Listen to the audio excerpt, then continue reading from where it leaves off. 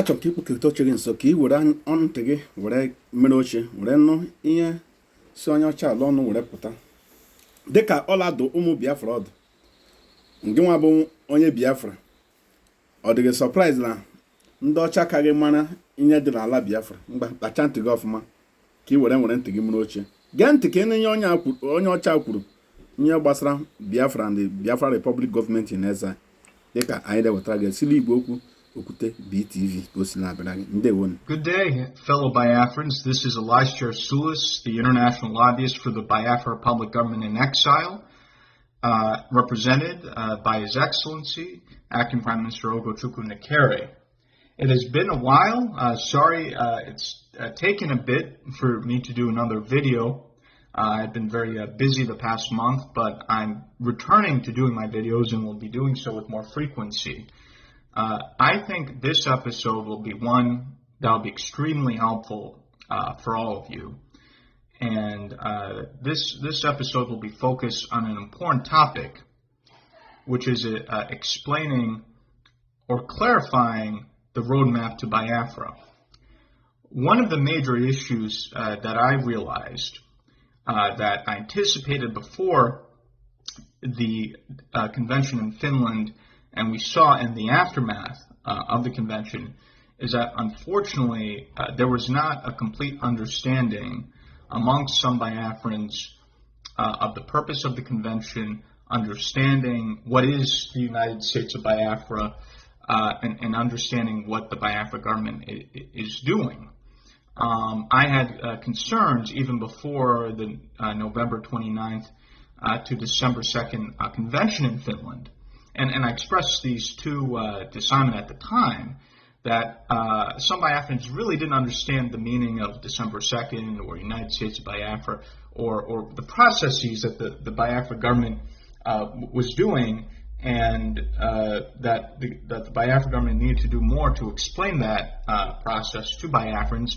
And Simon did, in his speeches and such, touch upon some of these topics, but it was clear that many still lacked understanding. For example, after the convention, I received some very angry messages that showed this lack of understanding. Some Biafrans attacking me, saying, "Oh, don't you know we're a nation now?" Even some attacking me, saying, "Don't you know we're a government now?" Which again doesn't make any sense. The Biafra Republic Government in Exile was created in the spring of 2023. So are those who were saying that the Biafra government before the convention wasn't a government? So it shows that there's a complete lacking of understanding. So I'm hoping that through this communication we can bridge that gap and help get clarity for those who don't have that clarity.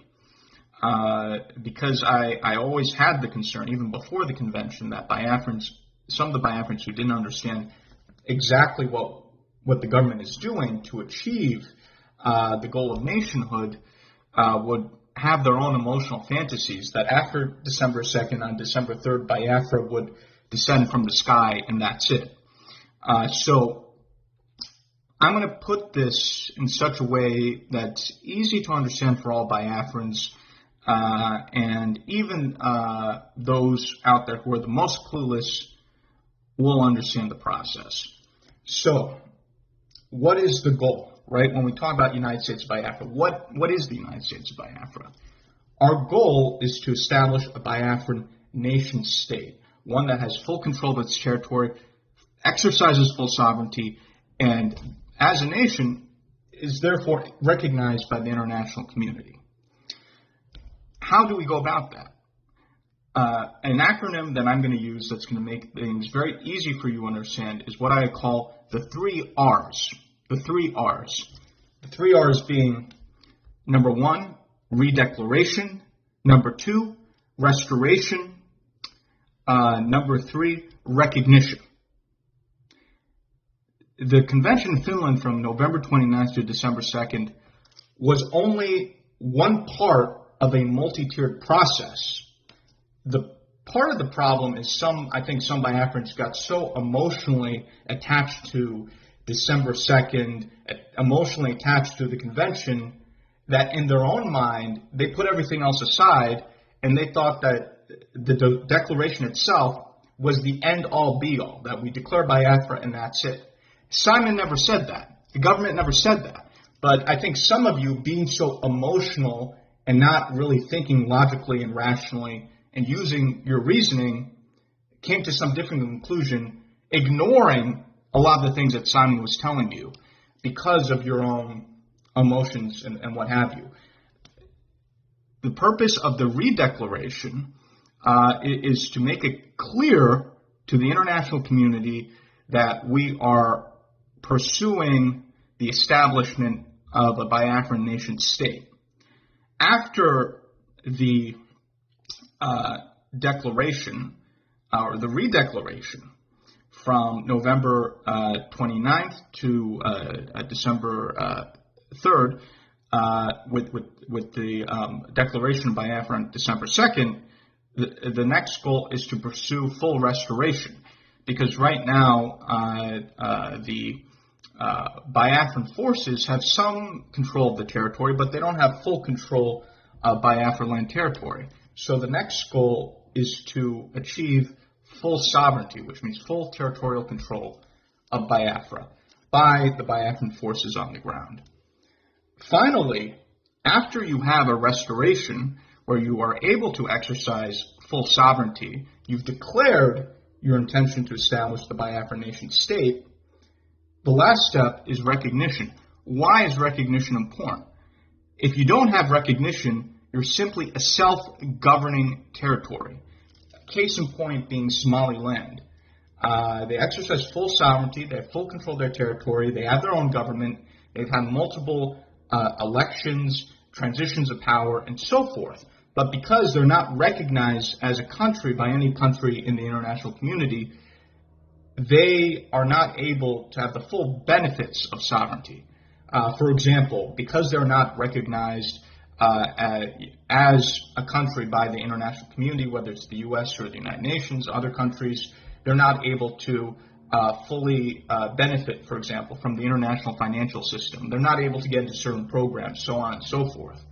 That is why Somaliland is very aggressively pursuing its recognition. It's been undergoing an extremely intense lobbying campaign in the United States, and they have a lot of momentum. There's a very good chance that the Trump administration will recognize Somaliland as the newest nation in Africa. And Somaliland has offered very good terms to the United States in terms of military deals, defense deals, access to military bases and ports, etc. So that is what we're trying to achieve. And I think the way to envision it is, and another attack which never really made sense. And by the way, this is not personal to me. If Simon was not detained, some of these emotional Biafrans who didn't have any understanding of what I just explained to you would have attacked Simon in anger or in their emotions, not understanding what any of this is. So again, I'm not offended anyway. I know a lot of these attacks came out of emotion of not understanding the dynamics of how we're going to achieve Biafra. But it's our job as, let's say, a government or me as a lobbyist to explain this to you so you have that proper understanding and can have a conceptual basis for knowing exactly what it is that we're trying to achieve in our efforts. So that's really the key is to understand the 3 R's. I think I'm putting it in such a way that everyone out there is able to comprehend how it is and what it is that we're trying to achieve. And another analogy I'll use that will be very helpful for you is, some people who are very upset with me after the convention, or not upset with me, but just upset generally, and then they externalize that anger into lashing out at me and other people, is I've received a lot of comments saying, "Oh, Elias, we're no longer Briggy, we are USB." Let me explain this to you. The United States of Biafra is the destination. what is the United States Biafra? It's a fully established Biafran nation state that exercises full sovereignty, that has restored the control of the territory, and that is now recognized by the international community. That is the goal. USB is the goal. Briggy is the vehicle to get to the goal. Briggy is the vehicles. Like Briggy is the car, USB is the destination. You're going to the destination. And for example, you have people in the other camp of Dr. Orbawezi who've seized on this and have weaponized this attack of, we're USB, we're no longer Briggy, but they registered this USB as a nonprofit entity in Georgia, and they're all still living in exile. So, that doesn't really make any sense. What USB is what I explained to you, is when Biafra is a fully established nation state recognized by the international community that has restored control of the territory. Just because we had the declaration of December 2nd doesn't mean that Briggy is somehow dissolved. Briggy will not be dissolved until we've at least achieved full restoration. Briggy will still continue to exist as the vehicle to achieve Biafran liberation. Once the territory is restored, then we could look at transitioning from Briggy to, let's say, a transitional government, a provisional government, so on and so forth. So I think part of the problem, and I do think this is an area where, frankly, the government could have done better, is that there's so much hype and so much promotion of December 2nd, December 2nd, December 2nd. There's not enough education about what December 2nd means, what United States of Biafra means, what all this means. And because of that lack of education, and because people were so emotionally hyped up, after December 2nd, people just became emotionally disoriented when they didn't see Biafra falling from the sky. But again, that's not something Simon ever said, but I think people just jumped into all sorts of conclusions based off of their emotions. I'll give you an example. One of my Biafran friends told me that she knew a gentleman who's a driver who has a truck, and this person told my friend, after December 2nd, Biafra is going to basically descend from the heavens. I'm going to sell everything that I have in the West, including my truck and everything, and I'm going to move back to Biafra land a month later in January 2025. And my friend had to explain to this gentleman, okay, just because we've had the declaration doesn't mean we've, after that, yet have achieved full sovereignty. What airport are you going to use? Isn't the airport that you're going to use to get over there into Biafra land still controlled by Nigeria? What about the village that you're from? And explained it to him and talked him out of this crazy thing he was thinking about. And explained to him that you can only move back to Biafra once Biafra is at least fully restored, then that's when you should go back. And was able to talk this gentleman out of, this harebrained idea that he had. But, that's the problem, is unfortunately some of the people in our movement are not able to think, are not able to reason, don't have any understanding. So I think it's our job to help educate, to help enlighten Biafrans about all these different dynamics. So I think this has been a cause of much confusion which has then been manipulated and exploited.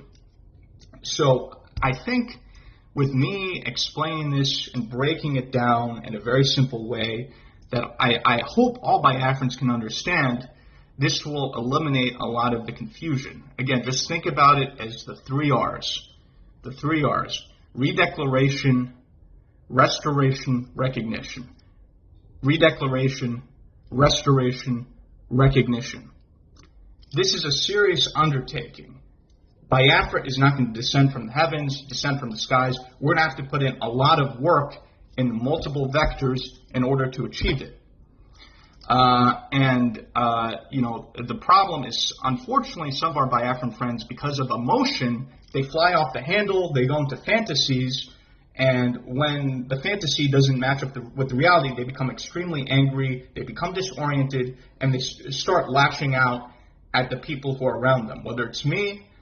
If Simon was not detained, I'm sure there were Biafrans who, after December 2nd, would have started attacking him.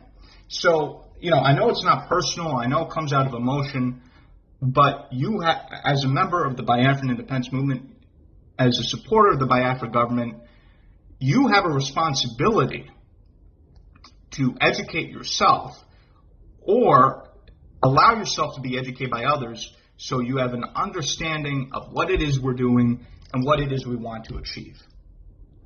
So I'm hoping that this provides at least some level of clarification, because I've seen such confusion over what I think are frankly very basic concepts.